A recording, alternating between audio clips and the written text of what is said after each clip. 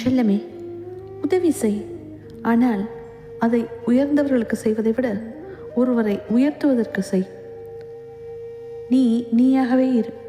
எதற்காகவும் சாயம் பூசிக்கொள்ளாதே. உன்னால் சுதந்திரமாக மழையில் கூட நனைய முடியாது. படைப்பில் சிறந்த படைப்பு நம்முடைய மனதுதான்.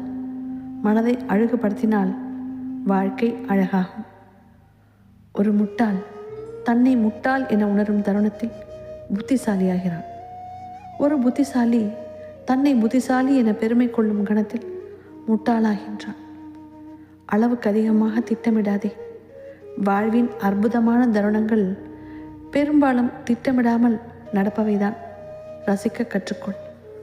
உலகமே அதிசயமானாலும் மனம் விரும்பினால்தான் அதை ரசிக்க முடியும். ஒரு நல்ல ரசிகனாக வாழப்பழகு. நம்பு, நல்லதே நடக்கும்.